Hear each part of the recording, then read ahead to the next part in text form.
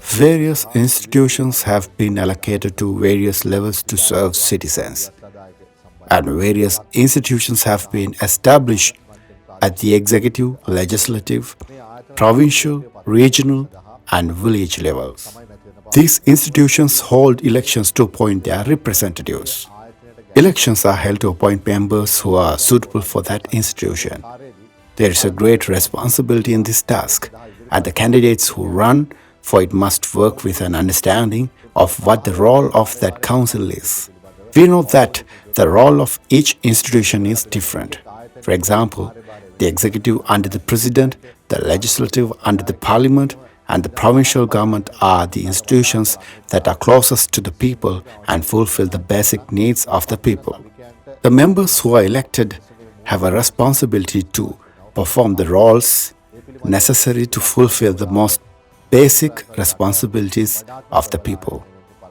We see that most of the time, in developed countries, the most powerful institution is the local government.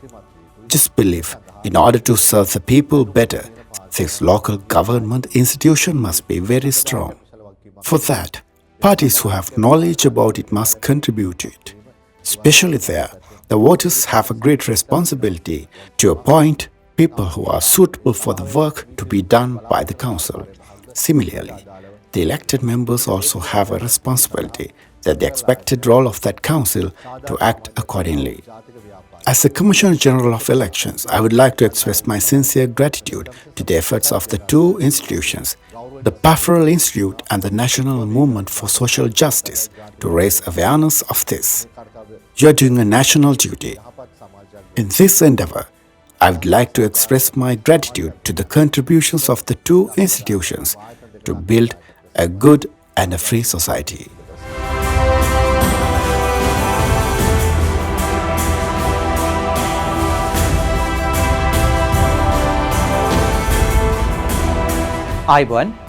Welcome. As you know, all preparations are underway to hold the local government elections on May 6th of this year. The election campaign is currently underway. More than 71,000 people are participating in this election. There are many similarities and differences in the way candidates participate in the local government elections compared to the presidential election and the general election. A special difference is the representation of women and youth. Also, many are new to the election. We have decided to offer a special guide for these new candidates. This program is being offered in partnership with IDAG, Pafferel and the National Movement of Social Justice. The aim of the IDAG is to strengthen democracy and establish good control in governance. Our goal is to develop the skills and talents of those who will contribute to the country's political journey and who will take charge of the country's future.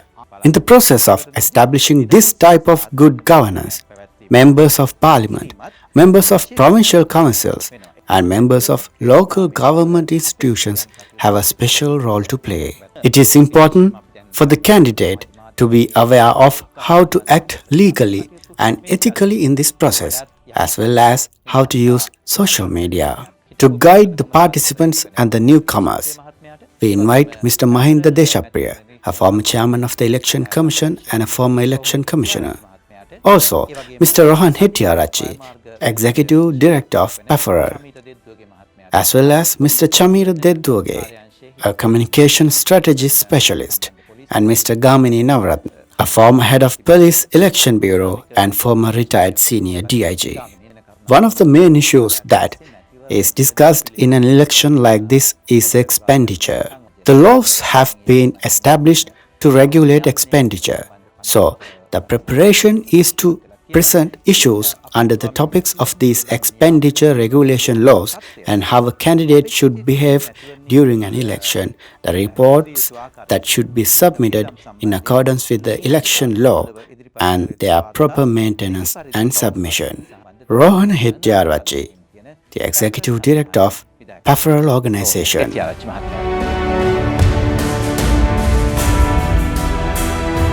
The Gazette notification regarding the limit on the expenses that political parties and candidates can incur in connection with the local government elections has already been published. Accordingly, the amount that a candidate and party can spend has been divided into range of 74 rupees and 169 depending on each local government institution. The candidate has the ability to spend 50% of this amount.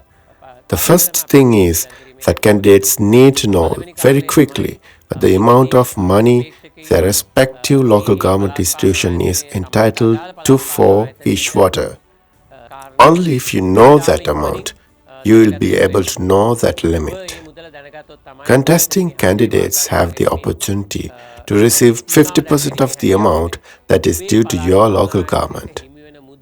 When determining that amount within the relevant range of 74 rupees to 169 rupees, after multiplying by the amount of votes in your division, you will get the amount that can be spent in that division.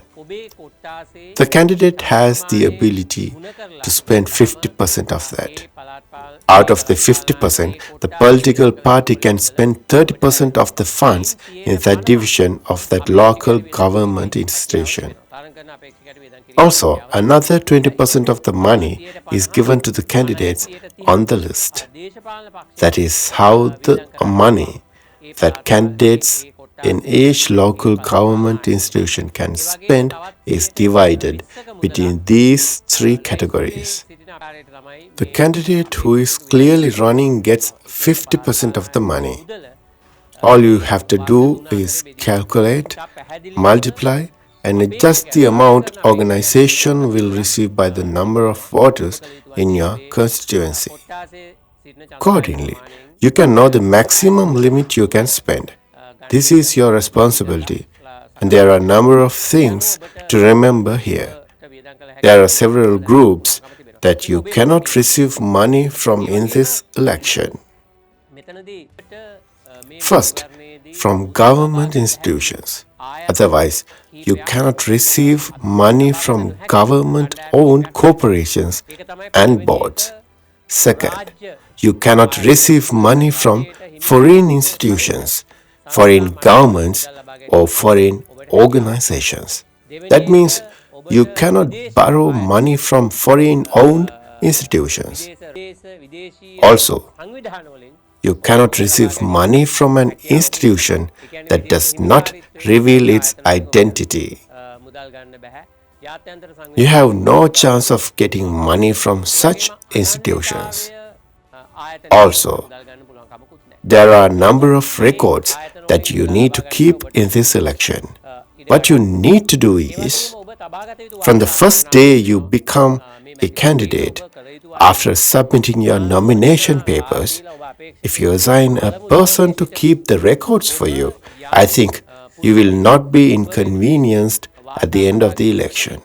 If you cannot somehow appoint such a person, you should keep the records yourself every day. The thing to be careful about here is the income you receive.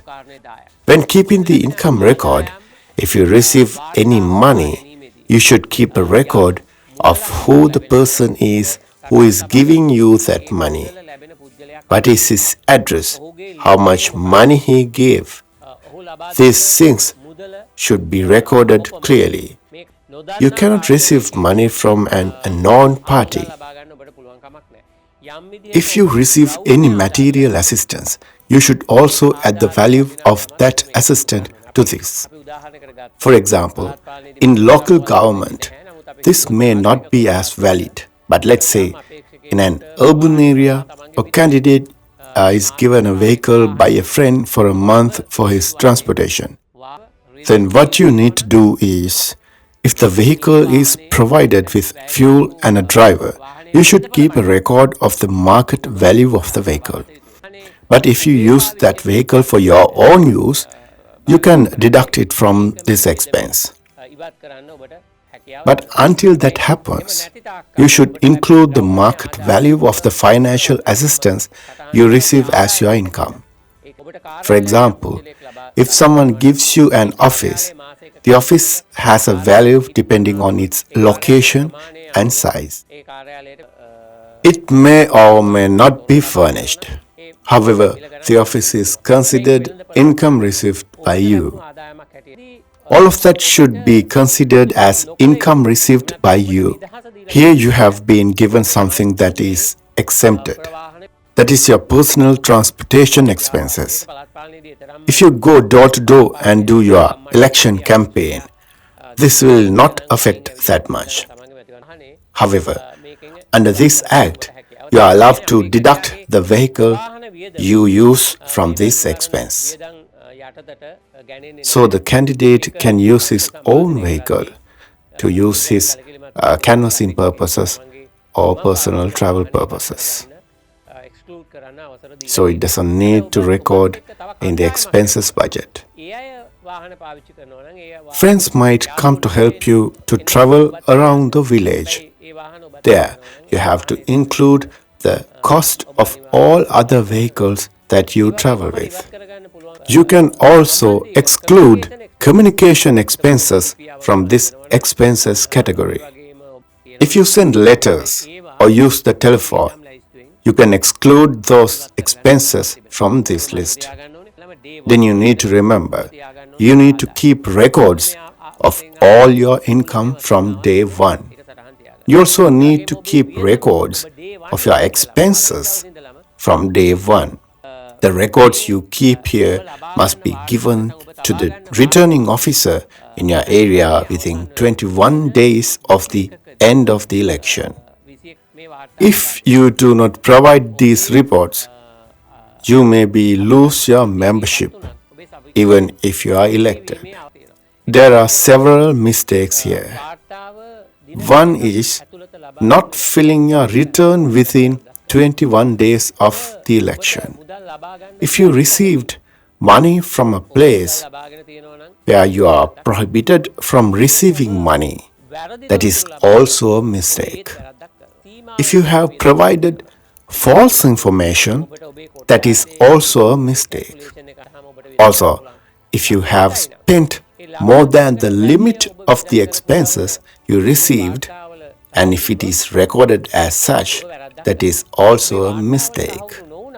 Even if it is not in your returns, if another party reports your excess expenses, if they observe your expenses for meetings, expenses for posters, and challenge the amount of your expenses, you can get into trouble. At the same time, if any party confirms that you have used money from the wrong place or provided wrong reports, you will be guilty. Therefore, it is your responsibility to have these reports verified by a justice of the peace and submit accurate reports. If you fail, you have three types of penalties. 1. You lose the right to vote for 3 years. 2. You lose the right to seek election for 3 years. 3. You have to pay a fine of 100,000 and you will lose your membership as well.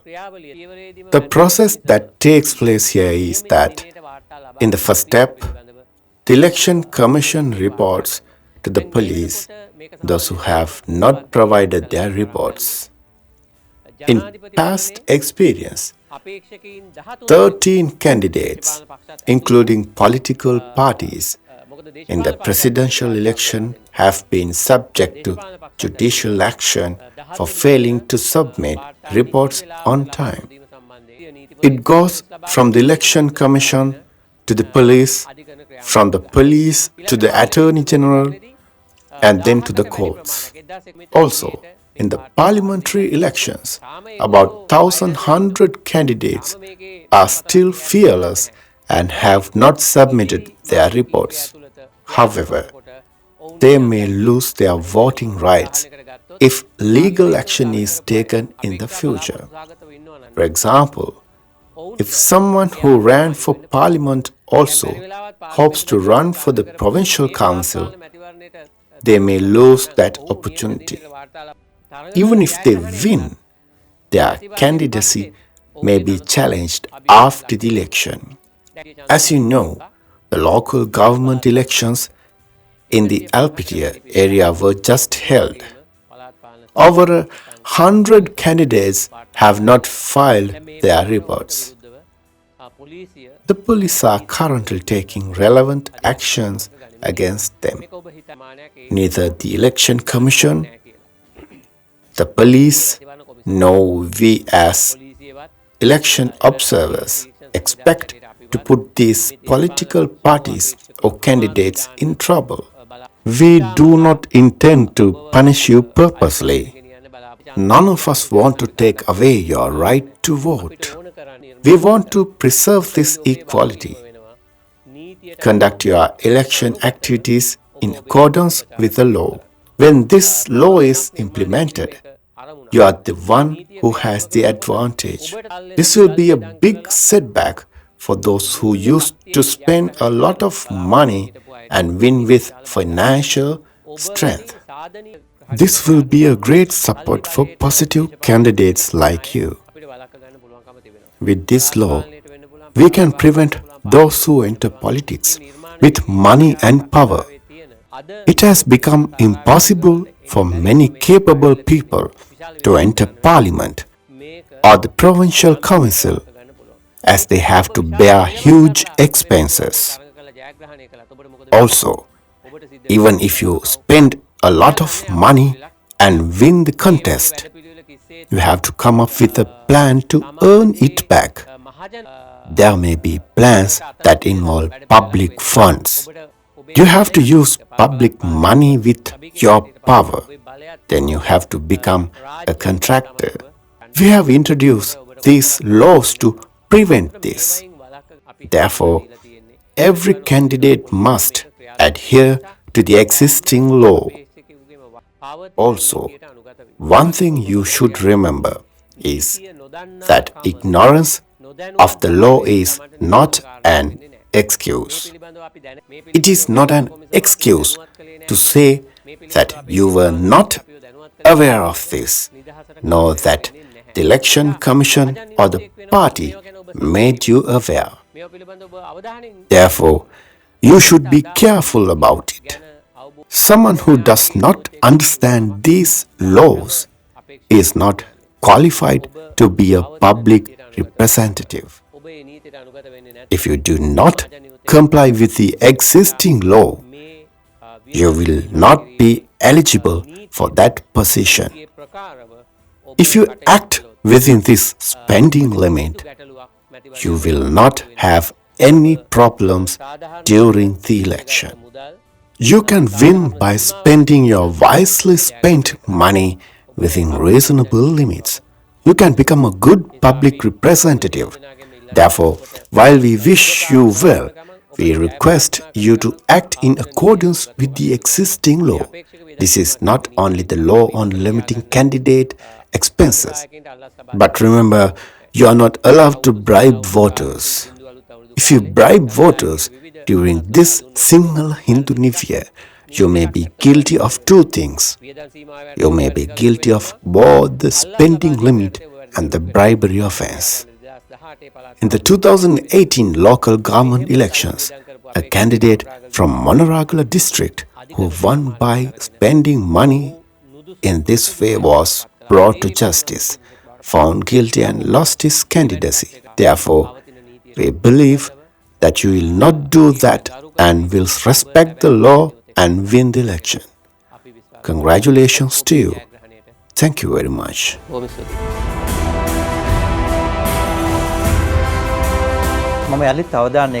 We also invite Mr. Mahinda Deshapriya, a former chairman of the Election Commission and a former election commissioner, to speak about the responsibility of a provincial candidate.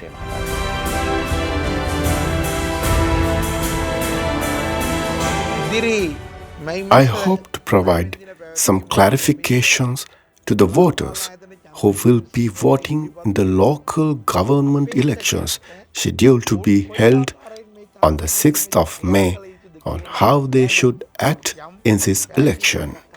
The most important thing is there are a lot of candidates. Well, there are gentlemen, there are ladies, young men, and women.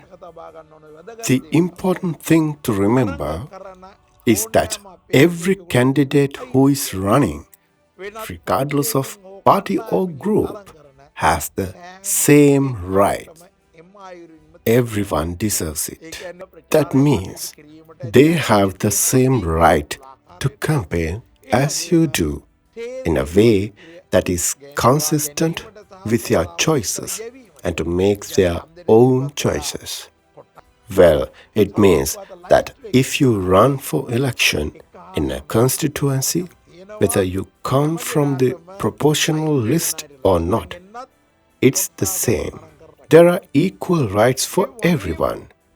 Those who come from the list have the right to come from the list, and those who do as much in the division has the right to come from the division.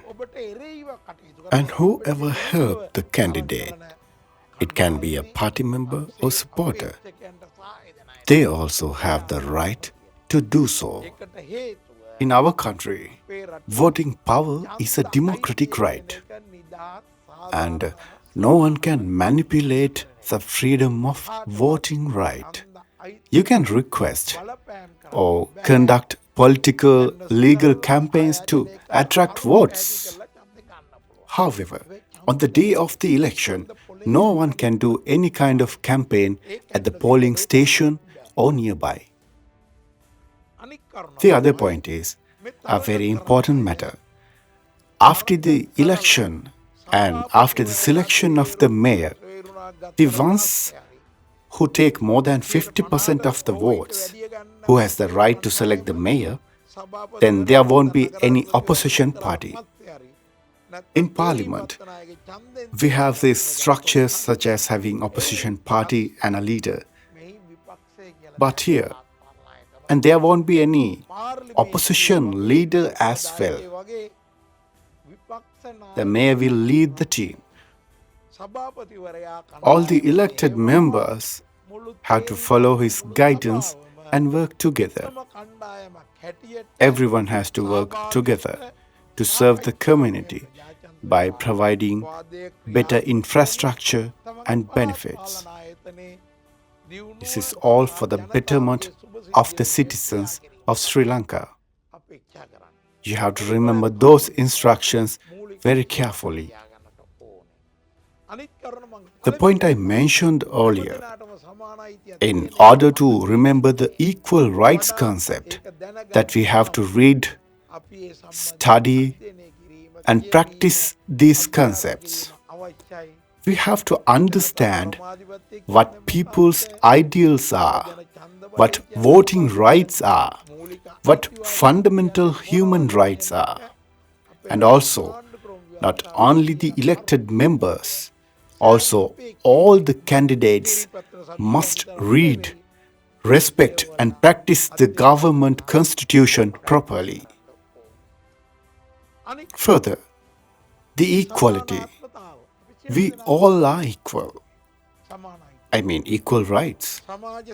Social justice. Every social group, I mean by religion, race, caste, and language, age, male or female, we can't discriminate. Non-violence practice or peaceful conduct of campaigns must be accomplished in this election. When we talk about violence, until the recent past, an election was a chaos. There were some incidents during and after the local government elections. We call it local government because it's like a small government which serves the villages. And I remember there was a violent situation in Kurunagala where the lost candidate harassed the winning party member. And about 60 years ago, in a local government election held in our village, there was a murder. Until the recent past, there were so many murder cases during these election periods. But now, there are no murder cases. However, violence is not only murders, shouting at people, damaging opposition party posters, throwing stones.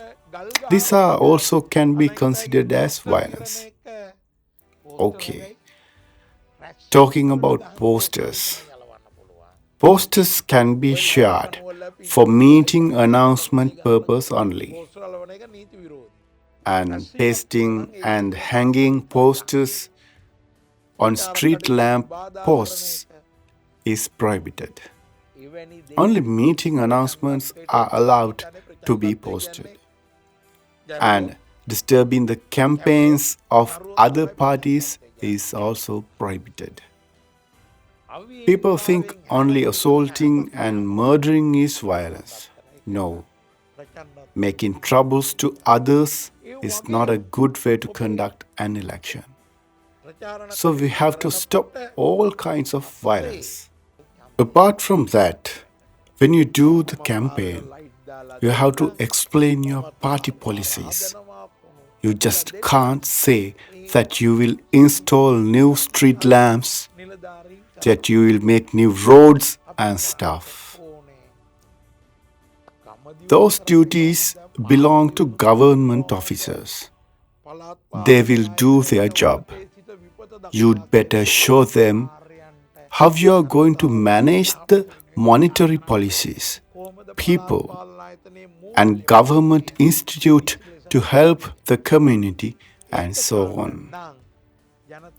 Provincial Council has the responsibility to manage people's interest from their birth to death.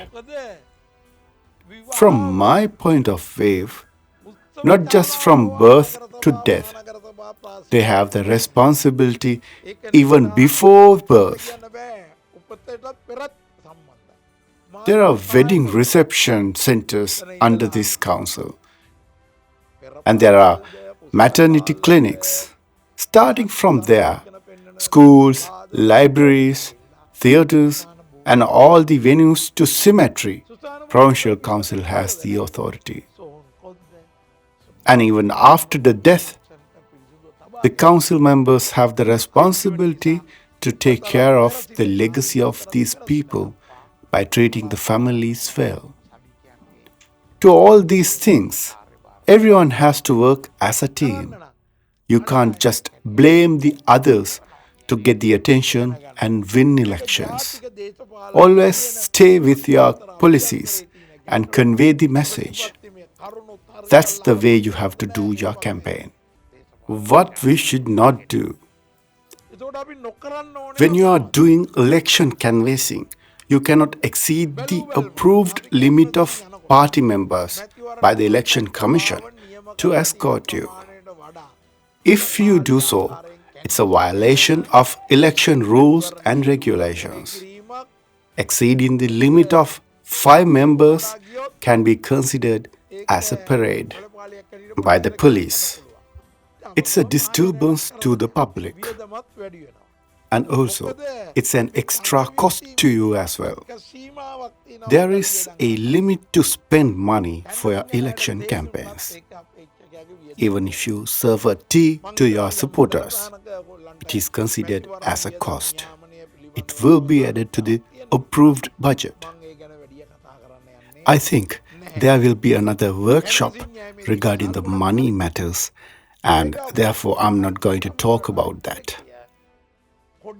On the other hand, when you do the canvassing, you can't use flags and announce your credentials to the public.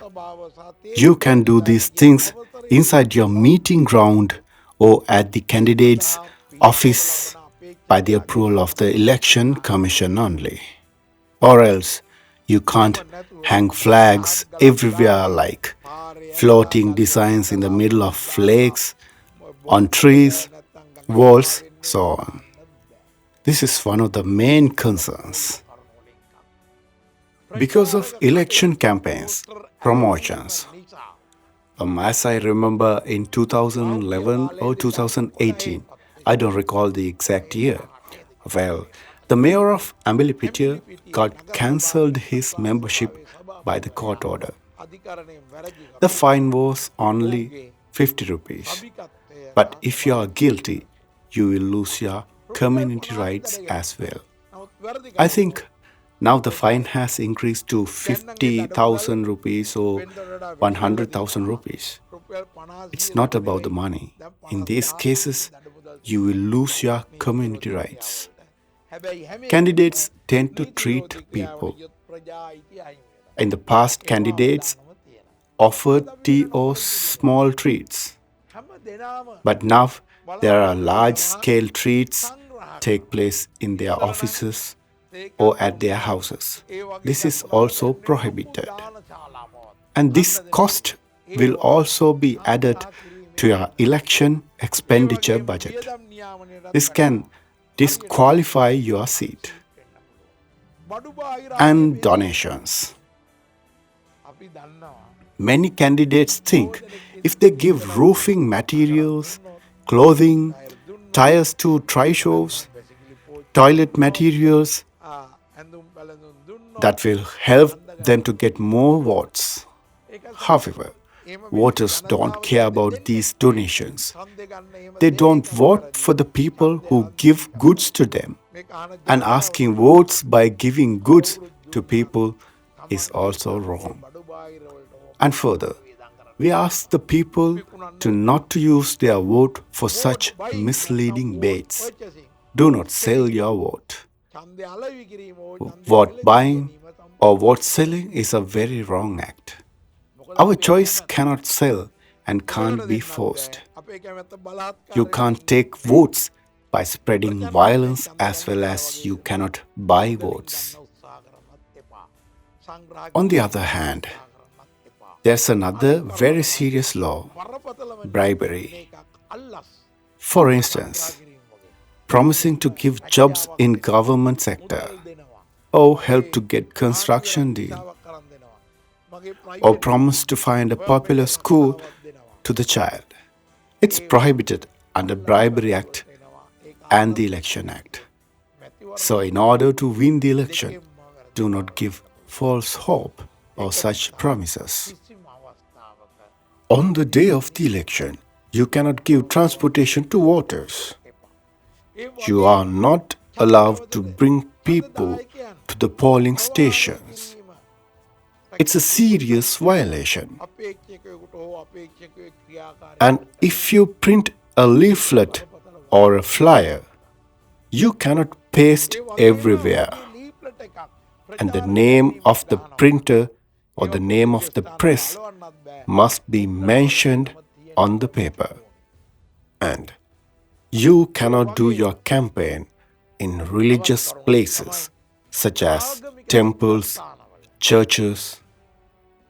If it's a religious festival, you cannot make it a political platform and talk about your political agendas. Even if someone else talk about your policies or try to spread political ideas, you should stop them as a candidate. So, where can you find all these facts about election? Here it is. This is the Act. Local Government Election. The Local Government Ordinance. And it talks about, from Article 77, the mistakes related to voting, illegal acts, and corruptions. There is something called undue influence. That's what I mentioned earlier. The usage of religious places to promote political agendas. Or sometimes politicians or candidates treat their employees for the sake of their job that they have to vote them. So such things must be answered. And there is another thing, the hate speech against the competitor. If some statements are proved to be wrong, then that can be brought against the one who spoke and punished. Especially, hate speech against women is a serious offense.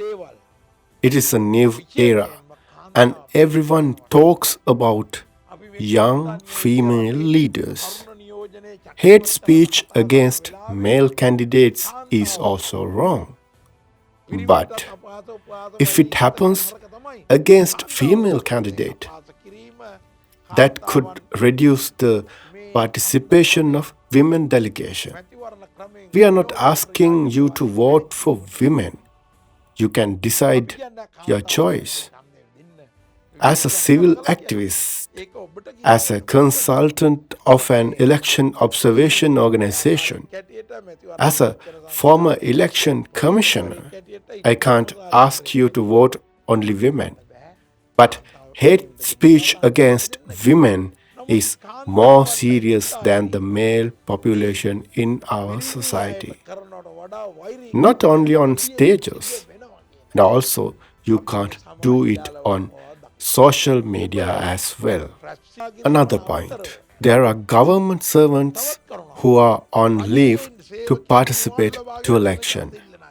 Under any circumstances, they can't use their power or influence to benefit their cause.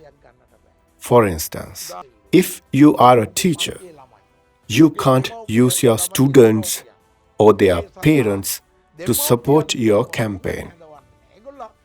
They can vote by their choice.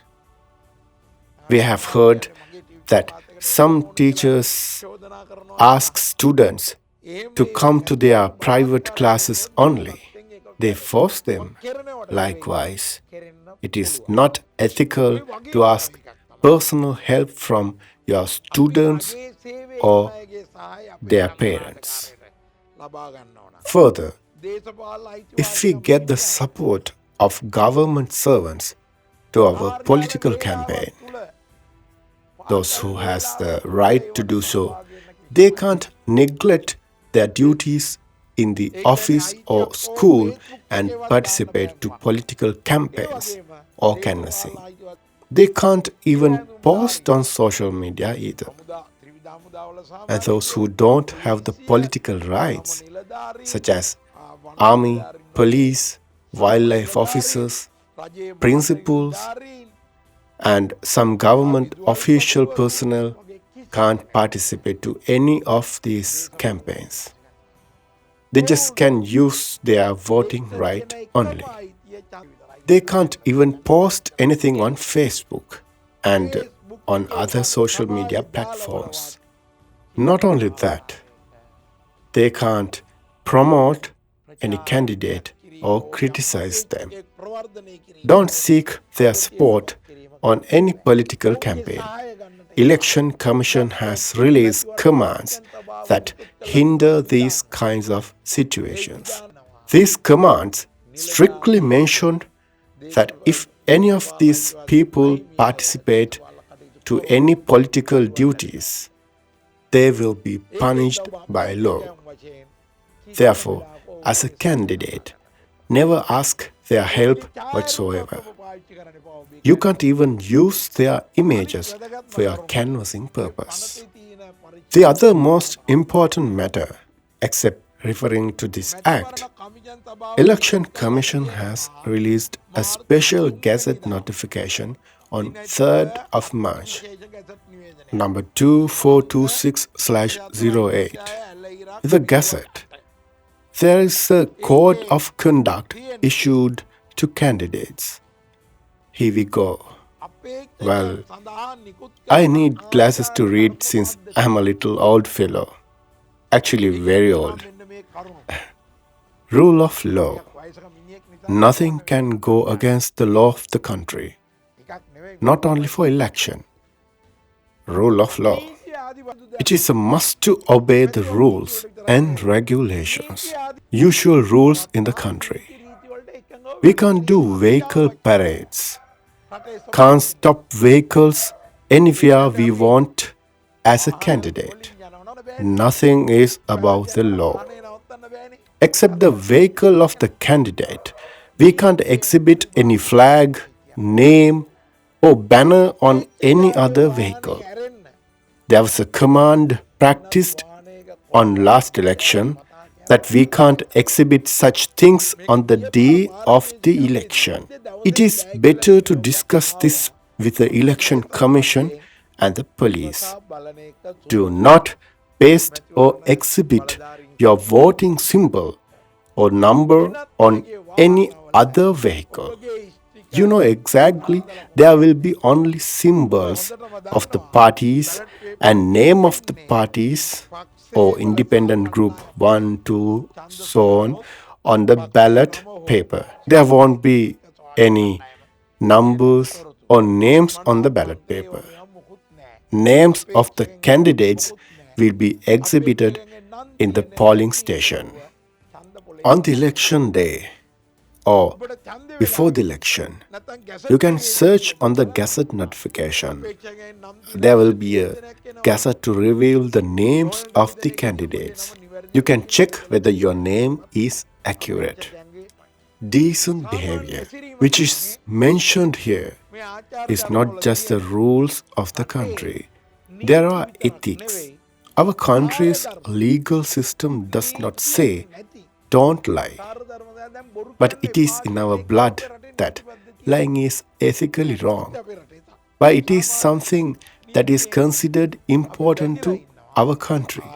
We are bound by common law, by religion, by society, by social obligations to refrain from lying.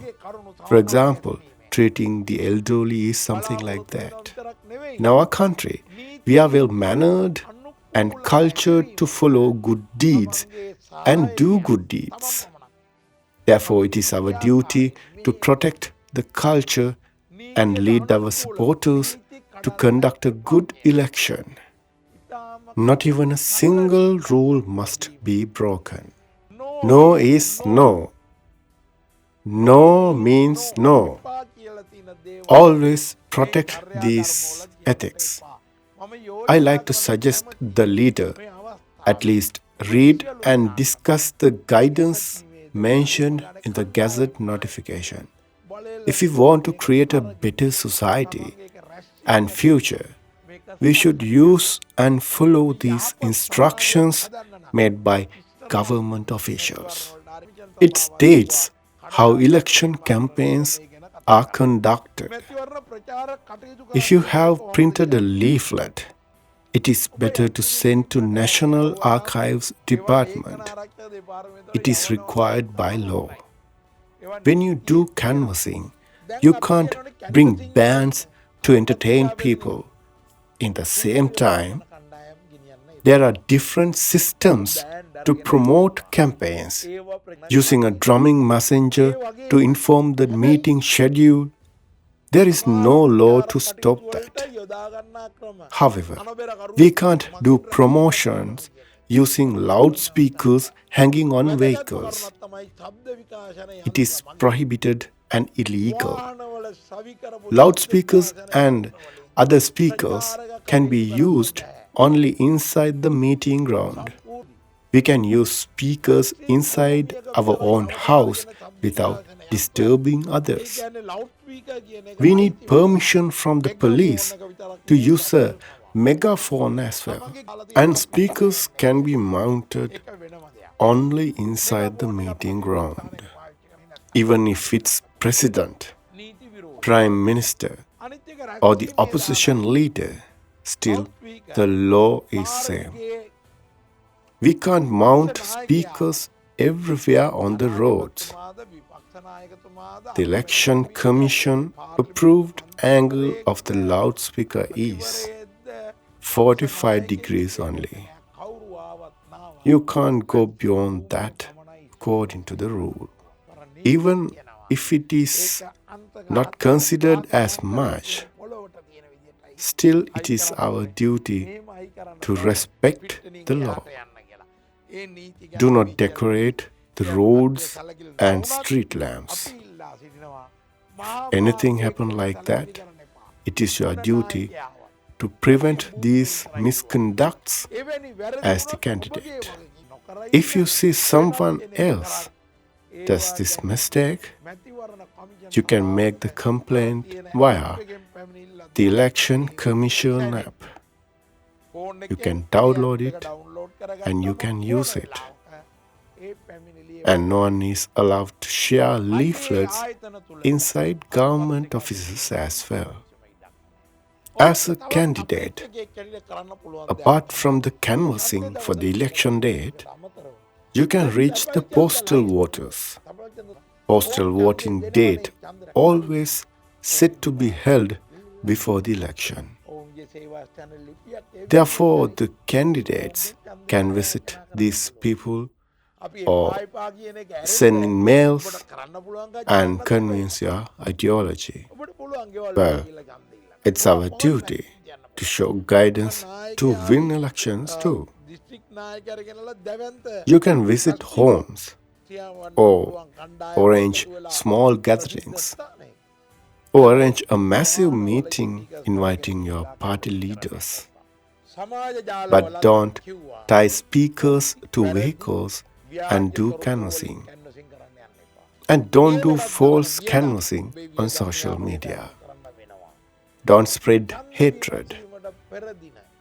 Every cent you spend to your political tasks will be added to our election expenditure budget.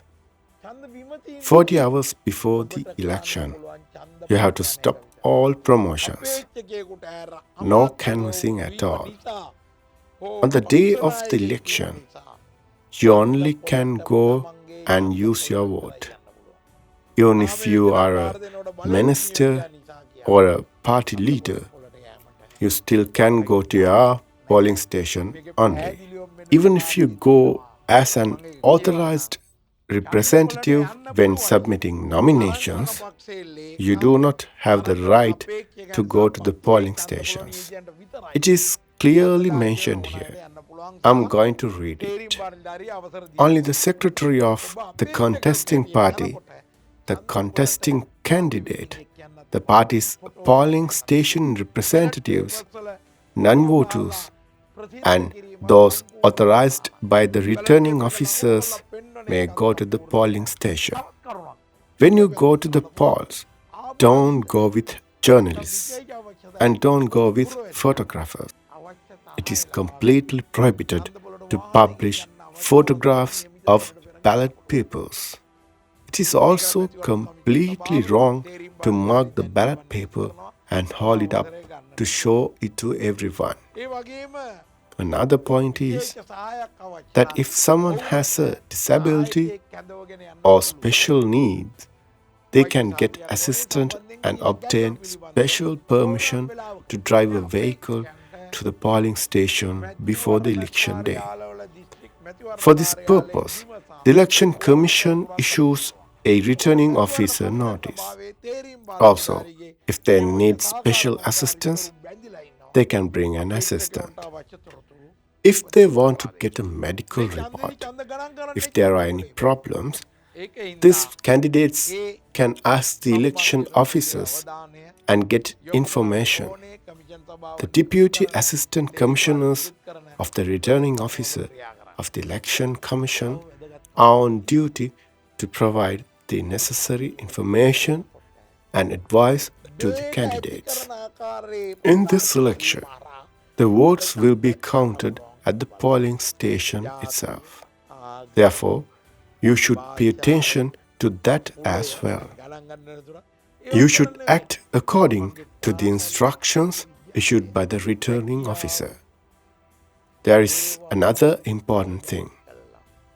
When you conduct a poll, they are looking at whether it is possible to divide people and get votes.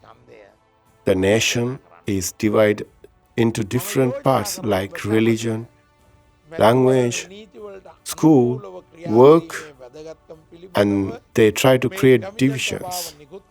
Never do those things.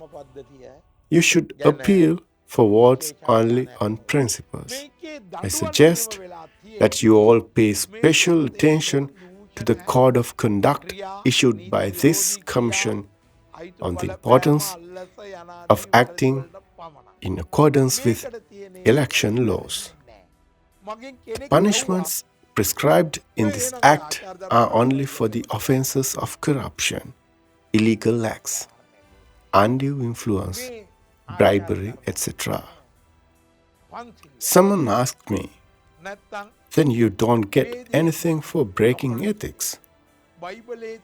An example of that is this. These ethics are like penances, or like the things that should not be done in the Vedas, like the things that should not be done in the Bible, and like the things that should not be done in the Quran. These are not things that give immediate punishments, but this is a violation of ethics according to society. A good society can be created only through a system of ethics. Therefore, I ask all the candidates, act according to the provisions of this act. Not everyone will be able to win, but I wish everyone success in their election campaign. I wish you all the best.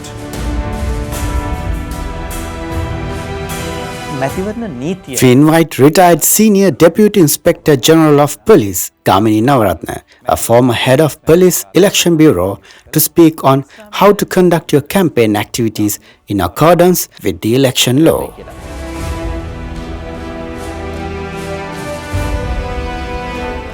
The local government elections are scheduled to take place in the near future. The preparations are to be held on May 6th. All parties in the country have begun their election campaigns and election propaganda activities. Basically, I expect a free and fair election from everyone. The general public also expects a free and fair election. In particular, to make this happen, bills have been presented by the government, the legislature and the parliament. The local government elections ordinance is in force in this regard. This ordinance actually explains how candidates, supporters and voters should act during the conduct of this election. Therefore, since the entire public expects a free and fair election, it is necessary to comply with the provisions of this act and to be aware of them. For this, the entire electoral system is managed by the Election Commission. The police department provides support for this. These elections are taking place between these two. All the candidates in this election, if you look at the upcoming local government elections, there are more than 40,000 candidates. There are about 5 main parties competing in Sri Lanka. So, I think most of them are newcomers. And there are voters in the villages. When the election is held, those candidates are responsible for what they should and shouldn't do. And all the voters or supporters are responsible for what they should and shouldn't do. It is stated very clearly in the local government ordinance. It has the 260th authority, so we must act within this. Only then will the hopes of a free and fair election be fulfilled. So at this point, I would like to say that all the candidates, most of whom are newbies, need to have a clear understanding of what can and cannot be done under this election law. For example, we should hold relevant meetings, especially during the election, and post and display relevant advertisements during campaign activities. Regarding all of this, the facilities provided under this ordinance should be explained in detail. So, the police department investigates the legality of the implementation of the relevant law and works to provide the public with the rule of law they need. Similarly, the election department basically manages it, investigates it, and takes action if there are any shortcomings in its implementation. So it should be noted here that for each candidate, the selection campaign, which is currently active, will only be open for voting until 4 p.m. on May 6th. It will continue until then and end. So in this case, the election period, the current period, begins on May 6, 2025 and ends on May 7th. Therefore, during this period, candidates as well as voters and supporters must behave in a proper manner. The pattern of behavior must fall within the provisions of the aforementioned ordinance. Otherwise, this will not be a free and fair election. In fact, the police are constantly following up on this matter. I must say something special about that. Because I have previous experience, I will mention that the police department has a special unit for election matters in every police station throughout Sri Lanka. Similarly, the divisional officers also have a special election operations room. Also, there is an election operations office at the police headquarters that investigates and verifies the accuracy of the information throughout the island. Also, the Election Commission also has an election operation office, and the police are involved in providing assistance in those activities. It should be noted here that every supporter, voter, or candidate operating under the election laws can be arrested without a warrant for certain offences during this period. In fact, that law is included in this ordinance for fairness. At this point, I would like to say to the secretaries of the respective parties, as well as the legal advisors of the parties, as well as all the candidates and the general public, do not break these laws and get arrested during this election. In my experience, during my service, I have seen that some people in society behave very well. Some people behave strangely during the election. That violates these election laws. This ordinance is there to enforce that. So, during in this time, there are things that should be done and things that should not be done. It is very clear in this ordinance. So the do's and don'ts, all the candidates, all the supporters, and actually I want to say all the advisors, the electors of all the parties, they should have a special interest in this. That means they have a responsibility. If someone from any party is active, then the candidates, supporters, any kind of voters of that party cannot be disrespected.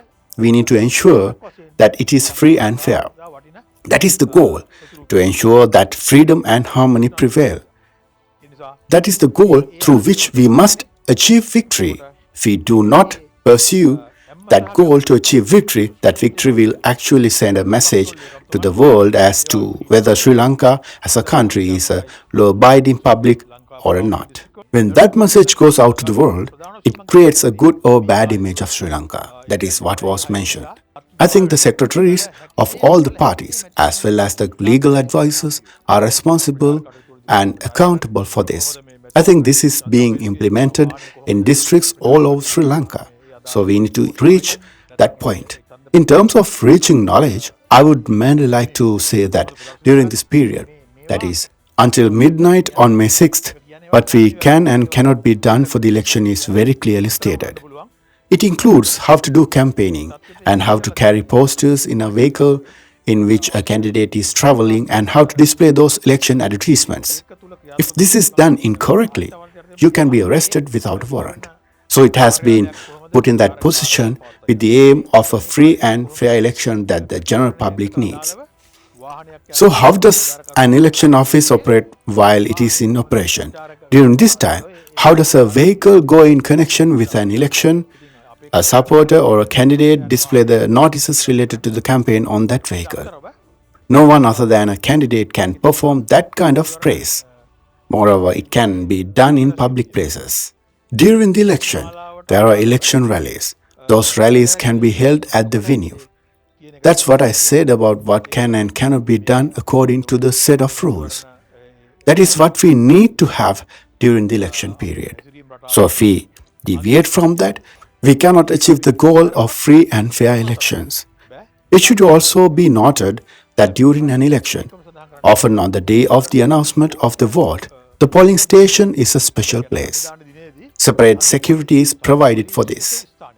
Everything like how to behave within a mile radius, what can be done at the polling station, etc., is provided in this act. Therefore, everyone should understand this. All those polling stations are being monitored by the police. Patrols, armed patrols are being carried out. Everyone is following up on this law. However, all of you, the public or candidates, should exercise your responsibility and conduct your election campaign in a manner that is most pleasing to the public or that reaches the aspirations of the public. It should be noted that after the election, the voting process takes place. For that, special security is provided by the police. The security is implemented through the returning office under a set of instructions. While those instructions are being implemented, all candidates and supporters should support it. One more thing should be mentioned here. Ignorance of a law is not a reason for excusing an offense. Therefore, I want to say that as per the provisions of this act, even if you are not aware of these laws, so what if a person is arrested by the police and taken to the police station without a warrant and is kept in a police cell? Think about it. If he is put in jail like that, it will tarnish the name of that young man or that person. At the same time, it will tarnish the party. If the leaders or candidates who lead that political party are caught in that crime, if they are caught in that crime, then there will be a problem with the discipline of that party. So, instead of focusing on that, we need to work without saying that this is just one election. These are the local government elections, parliamentary elections, presidential elections, and provincial council elections that have been going on for years. We know the rules here. These rules should be updated and implemented during the election period. If these rules are not followed, supporters and candidates will definitely be held accountable before society. So, I would like to say, at the district level, for all these new candidates, as well as for the old candidates, if they are aware of this, it would be very easy, especially for the police and the election department, if this is implemented well. I would like to say that in 2024, there was a presidential election on May 14th. Then there was a parliamentary election on November 21st. Those two elections were actually held as good, free elections. So, that election should be used as an example for this one too. The party that participated in that election will participate in this one too. The difference here is that the candidate comes from the village. It can be a relative, it can be a friend. So it doesn't matter if it's a relative, a friend or anyone. When that law is implemented, it is important how the election campaign is carried out. They discuss spending money on this. Similarly, during the election, if those relevant processes are not followed by that law, if a mistake is made, then responsibilities will have to be taken. The election will be implemented in that way until 4 p.m. on May 6th. It should be noted that after the election, there are post-election events. When it comes to post-election events, victory or defeat should be enjoyed very peacefully. In fact, if victory or defeat in an election can be enjoyed peacefully, the image that the candidate or party gives to the public becomes very bad. The last two elections were very well conducted.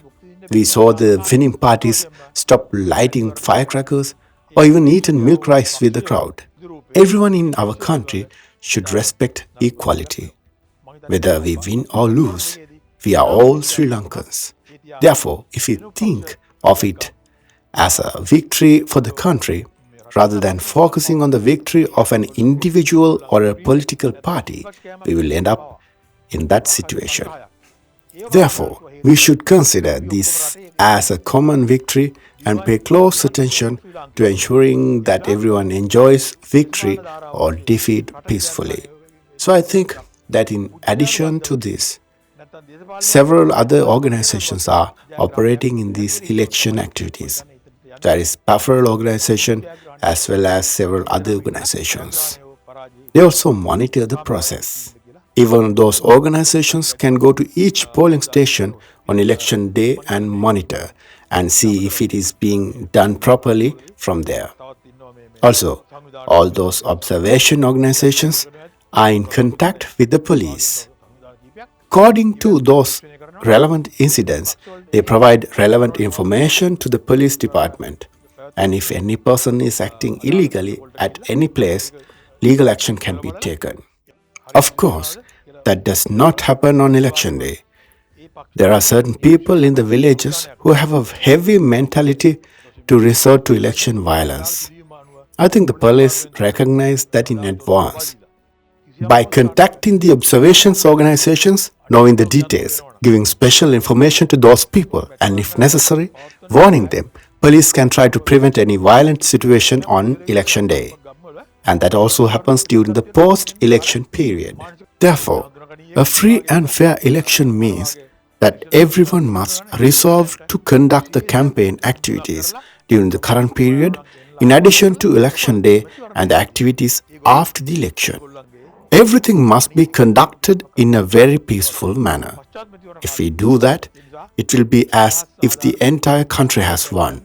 It does not concern just one person or one party. It concerns the entire country. Therefore, there are many teams to ensure that it is conducted properly. They look after them, inform the police and the election commission and ensure it. So, everyone expects this election to be held in a free and fair manner. For that, all the relevant institutions are ready.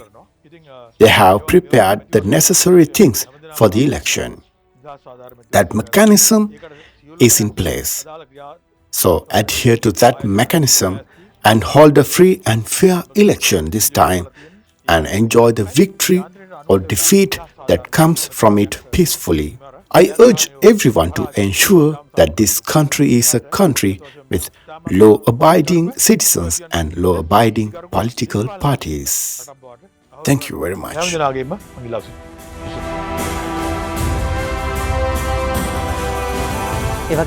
We invite Communications Strategy Specialist Chameera Dedduwage to speak on how to conduct election campaigns correctly.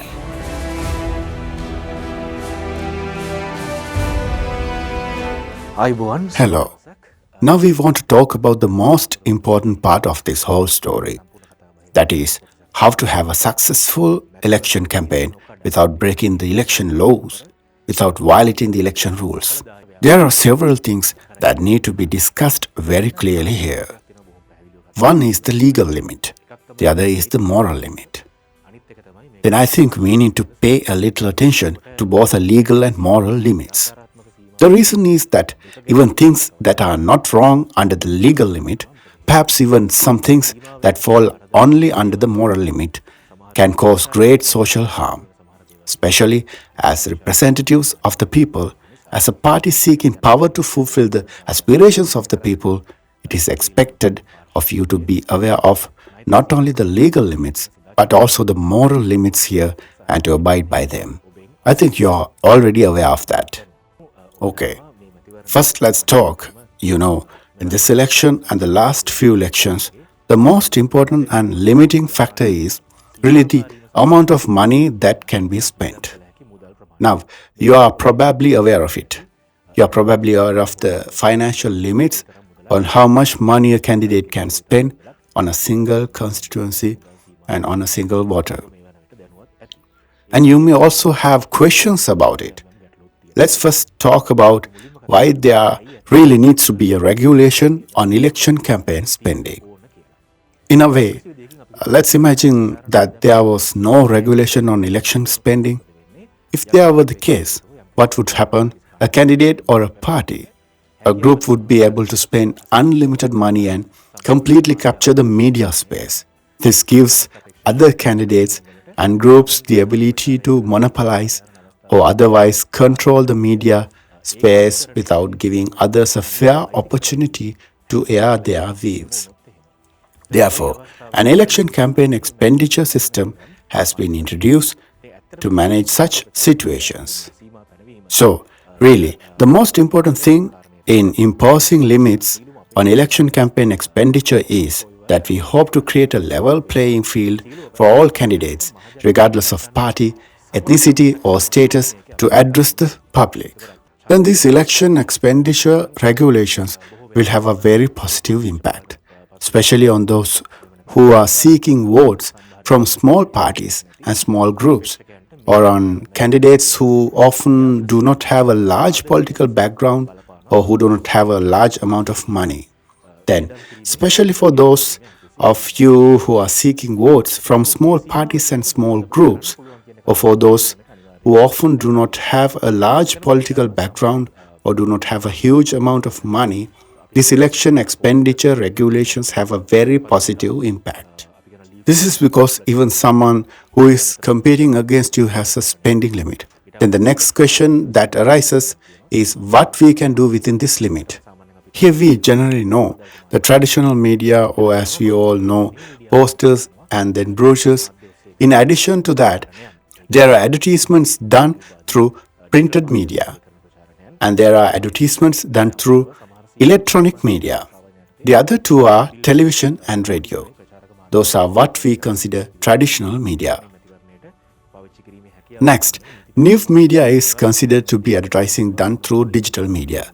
That is, for example, advertising done through digital media such as Facebook, YouTube, etc. In addition, under certain limited circumstances, there is the opportunity to use advertising media such as billboards and hoardings. However, there are laws regarding the ability to use it in elections.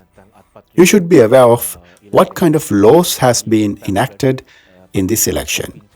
It can only be used if given the opportunity, but it can be used under certain strict restrictions.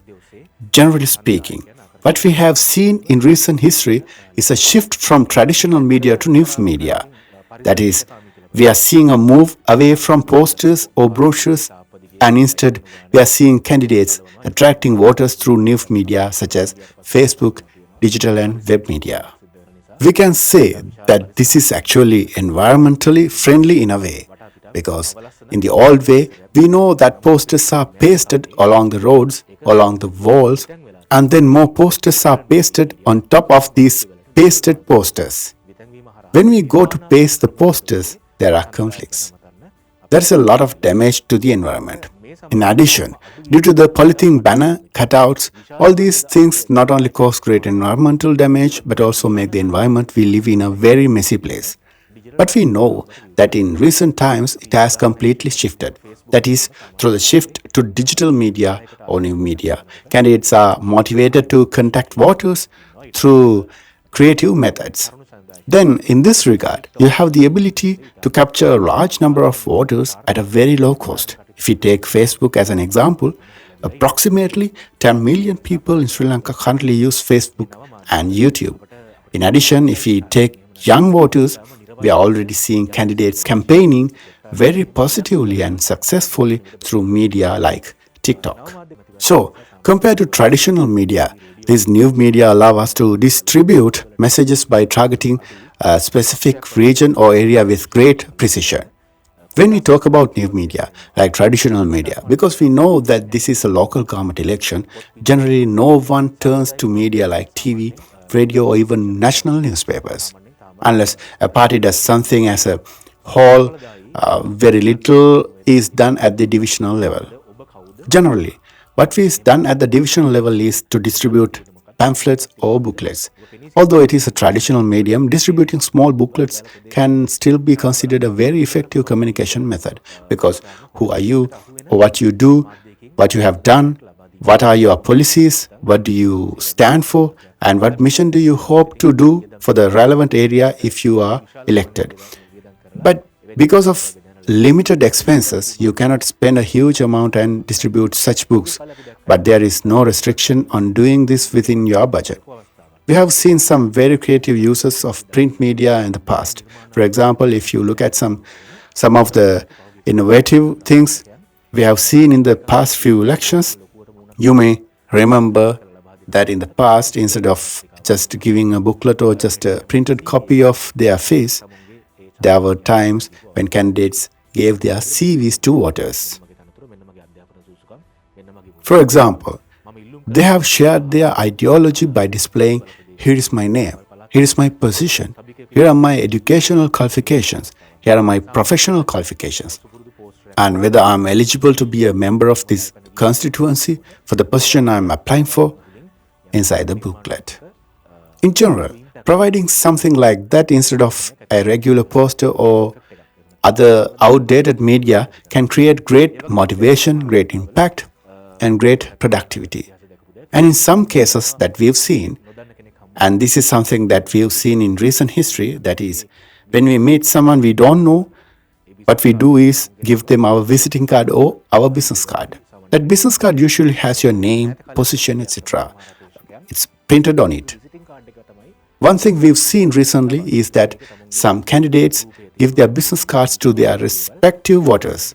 Then it has their picture on it, their name, qualifications, etc. printed very clearly, very nicely. Going beyond that, we know that some candidates have made a very small book, like a small card, and maybe printed a QR code in it. After going to that QR code, there was the possibility of going to the websites. So this kind of print media has not been completely abolished. Print media can be used in any election. Print media has a duty to perform. However, we have to think a little bit and be creative in how you use print media within the given budget and under these given conditions. I have given you only a few examples. We can get more such examples from other countries, especially from our neighboring country like India. Next, let's talk about new media. When talking about new media, one thing that cannot be forgotten is that there must be a website. Generally, in this information age we live in, everyone knows that any famous person, be it an artist, a politician, or any other type of professional platform, generally needs to have their own website if they want to build a public image. This does not have to cost a lot. It is not that difficult to create a very basic website for a very low cost. On average, about a week is enough. You can create a basic website for less than 10,000 rupees. A basic website does not mean that it is useless. Usually there are top-notch advertising agencies in the world. I'm talking about award-winning world-class advertising agencies that are known all over the world. Sometimes the website has only one page. We call it a single-page website. It is not that difficult to create a single page that contains all the details. Creating a page including who you are, what you have done, what you hope to do, and all those details is not that difficult. All that is needed is a few creative people. Then if we go beyond the website and talk about it, by now, almost half of the population of Sri Lanka definitely has Facebook. You who are watching this also have a Facebook. Then if you maintain a Facebook, the most important thing is that your Facebook page and other social media, that is, if you have a Instagram, if you have a TikTok, if you have a YouTube, all these things must be maintained. The name doesn't matter.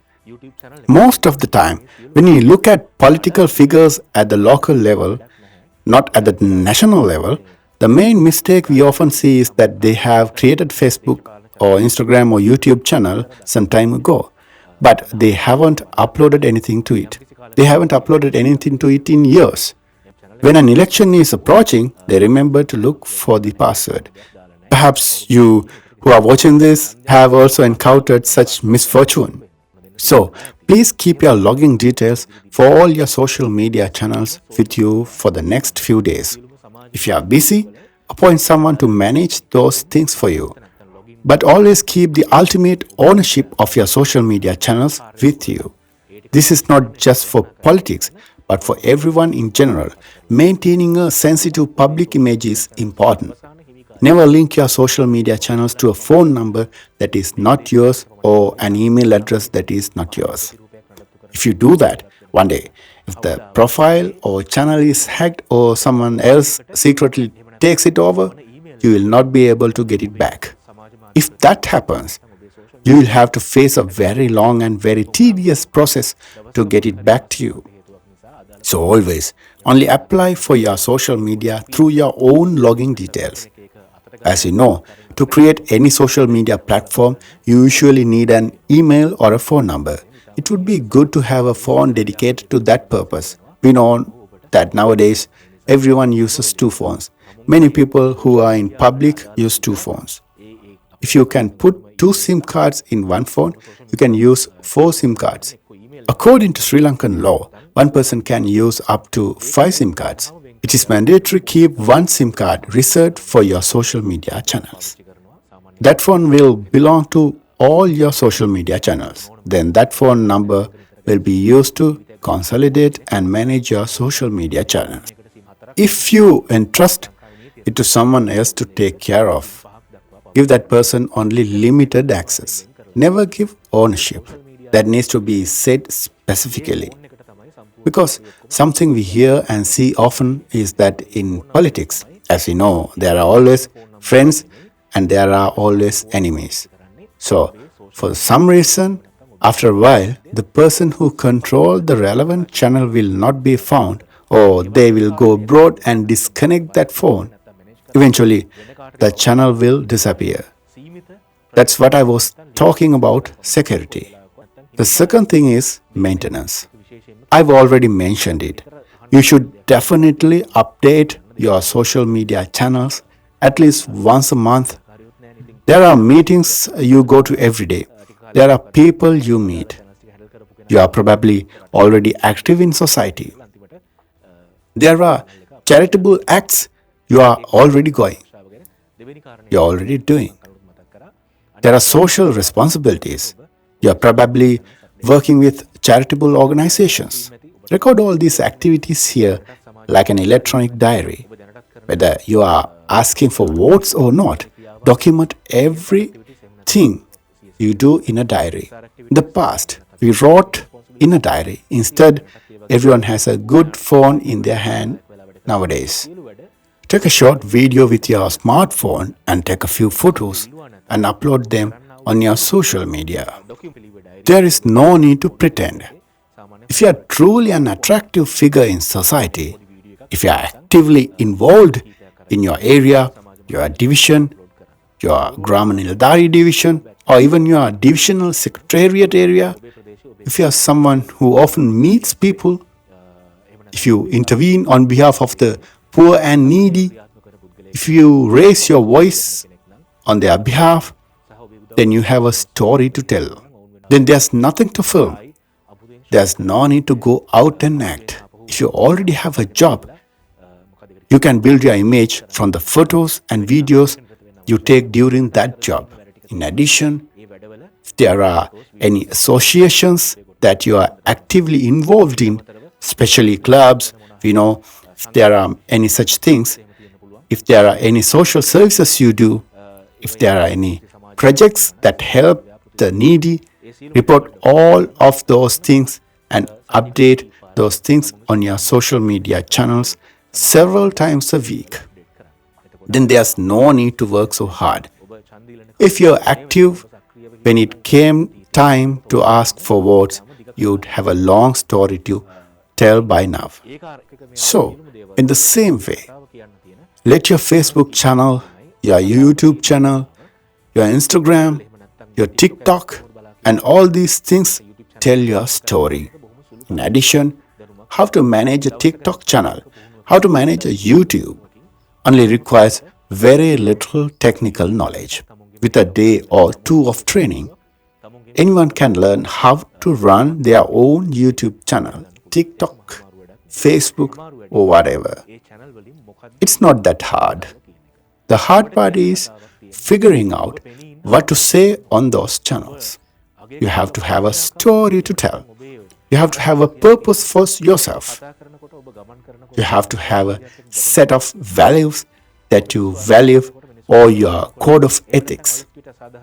When we talk, when we walk, when you interact with society, when you associate with people, when you help people, or when you stand up against injustice and injustice, society should see the values that you have. When you say something to society, you can't promote anything else in your public life. Your words have to match your actions, and your actions have to match your words. If your words and your actions match, you don't have anything to say. You are your story. If someone comes looking for you, you will be the same person on your social media as you are in real life. If there is any similarity between these two, that is when we say we have successfully built our digital image. Remember, if you don't want to spend a lot of money, you can show us a strange image. And one more thing to remember. Now that the election is approaching, there are probably a lot of experts coming to find you. Even as you are speaking, you may have had a few people call you. Those people may have told you that we will do your campaign or we will do your digital campaign, your poster campaign, and so on. There must be a lot of people around you by now, especially if you are someone who can do something. If your family is generally a wealthy family, if you seem to have friends who can help you, then you probably already have such people around you. Make your decision very carefully. Because it's easy to spend money, but it's hard to get results. Also, most of the people who say they are running those campaigns don't really have much knowledge about how to run such a campaign in accordance with the law and morality. It doesn't require that much technical knowledge to boost a Facebook post by spending a few dollars. You can do it too.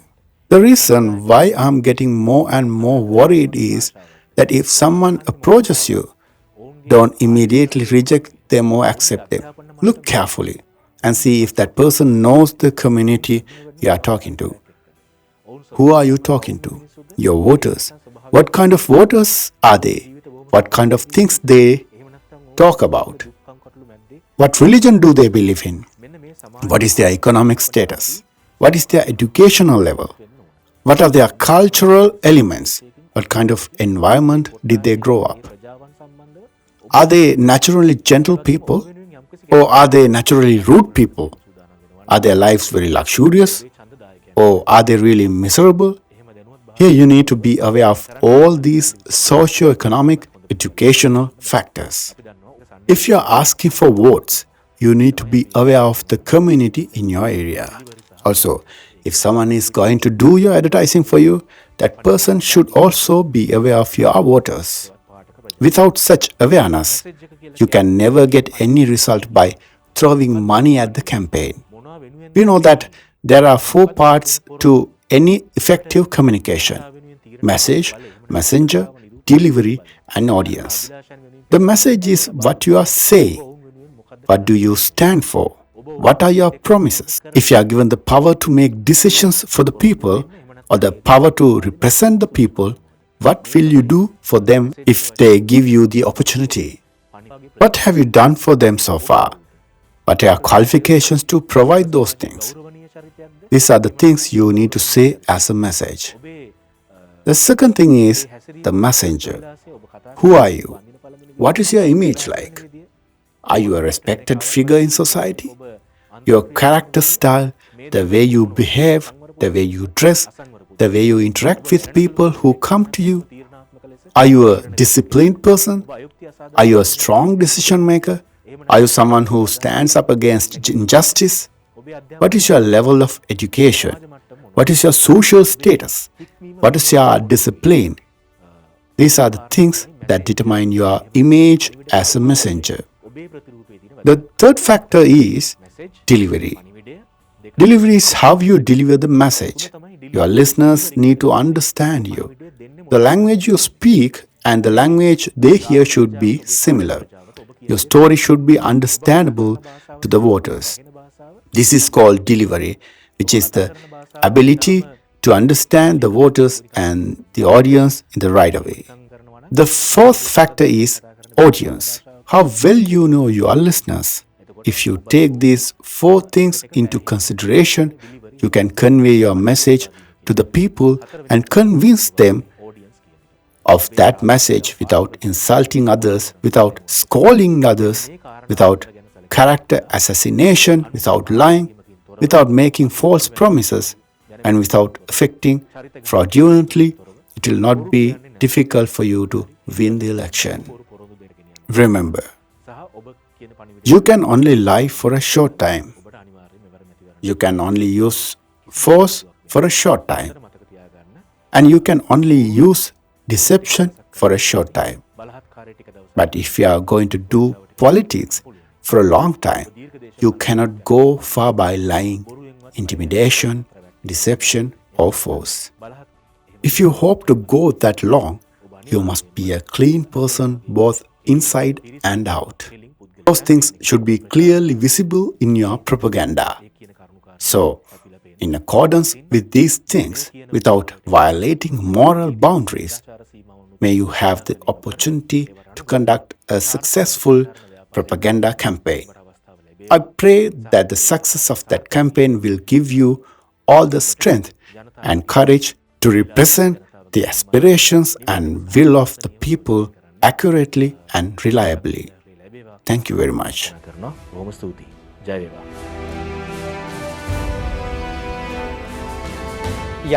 Again, I must say that we have decided to offer a special guide for these new candidates. This program is being offered in partnership with IDAG, Pafferel and the National Movement for Social Justice.